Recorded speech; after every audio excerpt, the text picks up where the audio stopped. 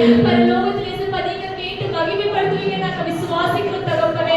அப்பா உமக்கு இயேசுப்பா விரோதமான எந்த ஒரு காரியம் நாங்க செய்யாதபடிக்கு இயேசுப்பா உங்களுடைய வழிகளை நடத்துகிற பிள்ளைகளா நீங்க மாற்றுங்க தகப்பனே. அப்பா இந்த ஆராதனையிலே இயேசுப்பா எங்களை நாங்க முழுமையா இயேசுப்பா உமக்கு கொடுக்கிற தகப்பனே. அப்பா எங்களுடைய வியாதிகள், கண்ணீர்கள், கவலைகள் இயேசுப்பா எங்களுடைய